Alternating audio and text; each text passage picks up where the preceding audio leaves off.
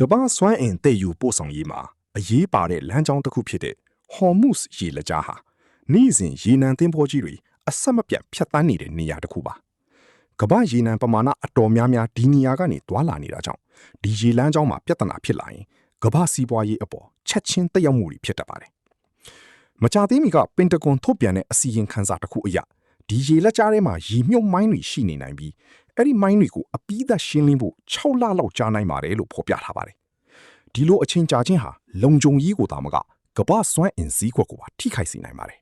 ။မိုင်းတွေကလည်းတာမန်မိုင်းတွေလိုမဟုတ်တော့ဘဲနီးပညာမြင့်စနစ်တွေအသုံးပြုထားပါတယ်။ GPS နဲ့လမ်းညွှန်နိုင်ခြင်းအဝေးကနေထိန်းချုပ်နိုင်ခြင်းရေပေါ်ကိုပေါ်လာနိုင်ခြင်းတချို့ဆိုနေရာတောင်ပြောင်းနိုင်ခြင်းရှိနေပါတယ်။ဒီလိုနီးပညာတွေကြောင့်မိုင်းရှင်းလင်းရေးအဖွဲ့တွေအတွက်ဒီနေရာကိုတိတိကျကျရှာဖွေရတာပိုခက်ခဲလာပါတယ်။ထို့အပြင်အီရန်အနေနဲ့ဒီရေလက်ကြားရဲ့အရေးကြီးတဲ့နေရာတွေမှာမိုင်းတွေထားနိုင်ပါလေဆိုတဲ့သုံးသပ်ချက်တွေလည်းရှိနေပါတယ်။ဒီအခြေအနေကြောင့်တိုက်ပွဲဖြစ်လာမယ်ဆိုရင်ရေနံတင်သွင်းဖို့တွေတွာလာရေးပိုပြီးအန္တရာယ်များလာနိုင်ပါတယ်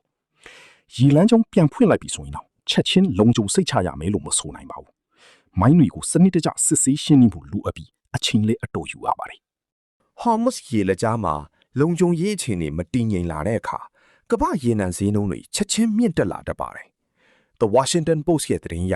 စစ်ပွဲပြီးဆုံးသွားပြီဆိုရင်တော့ဈေးနှုန်းတွေချက်ချင်းမကျနိုင်ပဲအချိန်တစ်ခုလောက်ဆက်လက်မြင့်နေနိုင်ပါတယ်လို့ဖော်ပြထားပါတယ်။အကြောင်းကရေလမ်းကြောင်းကိုပြန်လည်အသုံးပြုနိုင်ဖို့လုံခြုံရေးစစ်ဆေးမှုတွေကိုတေချာလုပ်ရတာကြောင့်ဖြစ်ပါတယ်။ရေနံတင်သင်္ဘောကြီးတွေဘေးကင်းစွာသွားလာနိုင်ဖို့မိုင်းရှိနိုင်တဲ့နေရာတွေကိုတစ်ခုချင်းရှာဖွေဖေရှားရပါတယ်။ဒီလုပ်ငန်းစဉ်တွေမှာအချိန်နည်းပညာနဲ့လူအင်အားအများကြီးလိုအပ်ပါတယ်။ဒါပြင်စွမ်းအင်ဈေးကွက်တွေဟာအနာဂတ်အန္တရာယ်တွေကိုကြိုတင်တွက်ချက်ပြီးဈေးနှုန်းတွေမြင့်တင်ထားတတ်ပါတယ်။ Hormuz လိုအရေးကြီးတဲ့နေရာမှာမတည်ငြိမ်မှုတွေဖြစ်လာရင်ရေနံထောက်ပံ့မှုဖြတ်တောက်နိုင်တဲ့စိုးရိမ်မှုကြောင့်ဈေးနှုန်းတွေတက်လာတာဖြစ်ပါတယ်။စီးပွားရေးပညာရှင်တွေကလည်းဒီလိုအခြေအနေတွေဆက်ရှိနေမယ်ဆိုရင်ကမ္ဘာစီးပွားရေးတိုးတက်မှုကိုထိခိုက်စေနိုင်ပါတယ်လို့သတိပေးထားပါတယ်။တည်ယူပို့ဆောင်ရေးကုန်ကျစရိတ်တွေမြင့်တက်လာနိုင်ပြီးနိုင်ငံတွေကလည်းအခြားရေနံလမ်းကြောင်းတွေရှာဖွေရေးကိုပိုပြီးအာရုံစိုက်လာနေပါတယ်။အဆုံးသတ်နေနဲ့ကြည့်မယ်ဆိုရင် Hormuz ရေလက်ကြားဟာကမ္ဘာစွမ်းအင်လုံခြုံရေးအတွက်အရေးပါတဲ့နေရာတစ်ခုဖြစ်ပြီးဒီနေရာမှာဖြစ်ပေါ်လာတဲ့ပြဿနာတွေဟာကမ္ဘာတစ်လုံးလုံးအပေါ်ဆက်လက်သက်ရောက်မှုရှိနေပါလိမ့်မယ်